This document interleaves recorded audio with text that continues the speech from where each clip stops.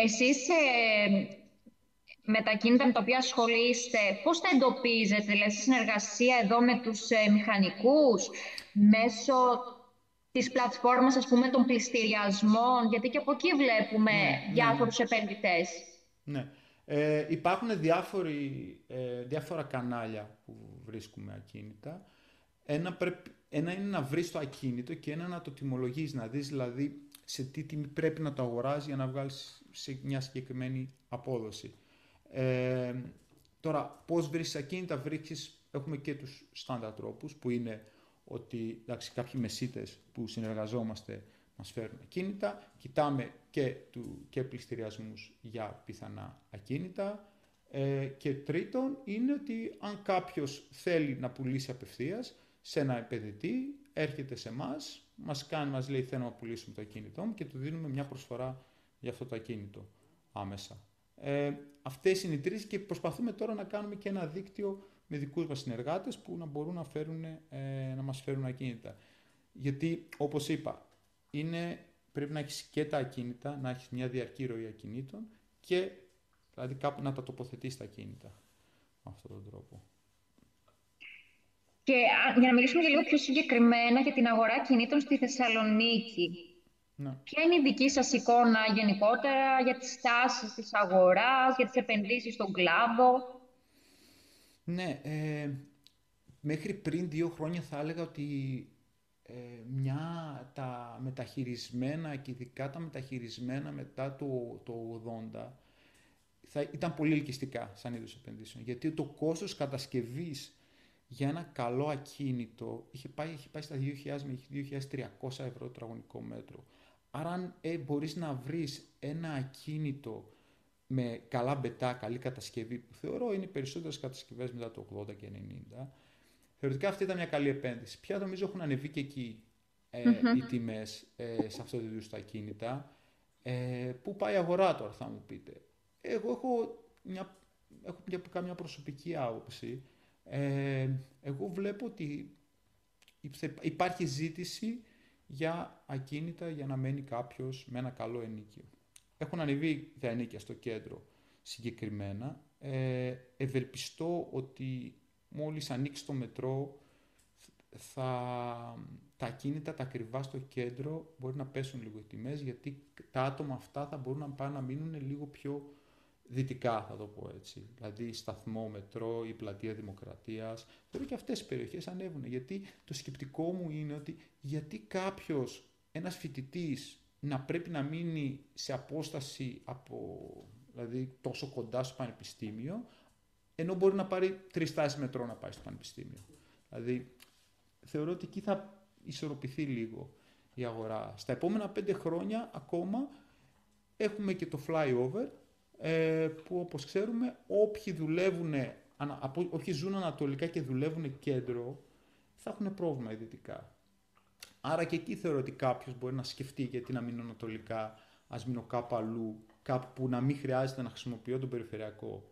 Αυτές είναι δύο μεταβλητές που βλέπω που θα επηρεάσουν κάποιες επιλογές, δηλαδή στο που κάποιος θα μείνει και μπορεί να αλλάξουν λίγο τις υπάρχουσες συνθήκες, το τι θεωρούμε στάνταρ στην αγορά. Άρα μπορούμε να πούμε ότι με δεδομένο ότι το Νοέμβριο θα λειτουργήσει το μέτρο, από αρχές του 2025 να περιμένουμε μια ισορροπία στην αγορά κινήτων, και ειδικότερα στις τιμές. Ναι, το μετρό, ναι, μάλλον τον Νοέμβριο και εγώ θεωρώ ότι θα ξεκινήσει. Ε, ναι, θεωρώ ότι θα υπάρχει μια ισορρόπηση τιμών. Θεωρητικά θα αρχίζουν να μπαίνουν και άλλες οικοδομές, δηλαδή όταν ανεβαίνουν οι τιμές, οι εργολάβοι θα αρχίσουν να σκέφτονται να κατασκευάζουν νέα κίνητα για να πρέπει να υπάρχει μια ισορροπία. Αλλά ταυτόχρονα, εντάξει, μην ξεχνάμε το πρόβλημα.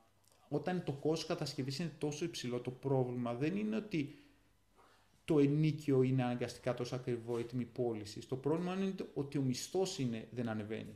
Ο μέσος μισθός δεν ανεβαίνει. Ακριβώς. Εκεί θεωρώ το πρόβλημα εγώ, γιατί βάσει πληθωρισμού σε όλες τις χώρες Ευρώπης, δηλαδή υπάρχει αυτή η άνοδος. Όταν ανεβαίνει το σίδερο και το τσιμέντο και το εργατικό κόστος, είναι λογικό να ανέβει και το κόστος κατασκευής της οικοδομής. Και κάποιος, δηλαδή αν έχει ένα νέο κτίριο, κάνει π.χ. τόσο ευρώ το μέτρο, και το δικό μου κτίριο που είναι δεκαετίας, παίρνει μια άνοδο λόγω αυτή της άνοδος του καινούριου. Το πρόβλημα, ξανά θεωρώ, είναι ότι και ιδιαίτερα στη Θεσσαλονίκη, ότι δεν ανεβαίνουν οι τιμές. Και εντάξει, πάμε σε μια άλλη συζήτηση, πώς μπορούν να ανέβουν, όχι, συγγνώμη, οι τιμές, οι μισθοί, πώς θα ανεβαίνουν οι μισθοί, αλλά εκεί εγώ επικεντρώνομαι περισσότερο. Θεωρείτε ότι η Θεσσαλονίκη έχει, πώς να το πούμε, όλα τα κατάλληλα χαρακτηριστικά για να επενδύσει κάποιος? Αυτή τη στιγμή η Θεσσαλονίκη είναι μια τουριστική πόλη. Έχω έρθει με συνάδελφό μου από Γερμανία και είχε εκπλαγεί δηλαδή πόσο ωραία πόλη. Αλλά είναι μια τουριστική πόλη. Σε αυτό το κομμάτι υπάρχουν ειδικά ιδιαίτερες επενδύσεις, δηλαδή σε ξενοδοχεία, σε Airbnb, αλλά το πρόβλημα προσωπικά θεωρώ ότι είναι μόνο μια τουριστική πόλη. Ότι δεν υπάρχουν δηλαδή άλλες είδους οι βιομηχανίες ή οι εταιρείες υπηρεσιών που να διαφοροποιήσει λίγο τα έσοδα της πόλης και να της δώσει μια πιο, μια πιο μακροπρόθεσμη πνοή. Τώρα θεωρώ ότι το μετρό θα βοηθήσει και σε αυτό το πράγμα, να μπορούν να έρθουν περισσότερες εταιρείες που κάνουν δηλαδή υπηρεσίες. Πώς είναι, να το πω έτσι, οι Big Four, οι PwC, τέτοιες τύπου εταιρείες, να μπορούν να αξιοποιήσουν το εργατικό δυναμικό, γιατί αν έρθουν αυτές οι εταιρείες, μετά θα έχει και περισσότερο επενδυτικό ενδιαφέρον. Αλλά έχει επενδυτικό ενδιαφέρον, μην λέμε ψέματα, γιατί αλλιώς θα έμπαινε η Golden Visa, θα υπήρχε όριο στην Golden Visa και στη Θεσσαλονίκη και όχι μόνο στην Αθήνα. Υπάρχουν επενδυτές και του εξωτερικού που αγοράζουν και από τους γύρω νομούς θεωρώ που αγοράζουν.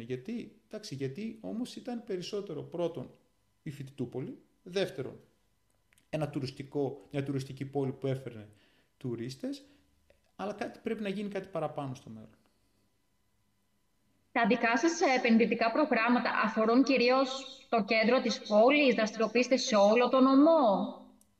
Κυρίως κοιτάμε κέντρο, δυτικά θέλω να πω, συγγνώμη, μέχρι περιοχή Σταθμού, αυτές τις περιοχές κοιτάμε, αλλά τώρα αρχίζουμε και κοιτάμε και λίγο πιο ανατολικά. Γενικά αρχίζουμε και διευρύνουμε λίγο το χώρο που κοιτάμε, γιατί δεν πάμε εκεί που υπάρχει υψηλός ανταγωνισμός. Δηλαδή όταν είμαστε στο κέντρο, δεν υπήρχε τόσο ανταγωνισμός. Όταν αρχίζουν και μπαίνουν όλοι, να το πω έτσι, φεύγουμε εμείς, γιατί απλώς δεν μπορούμε να επιτύχουμε τις αποδόσεις που θέλουμε.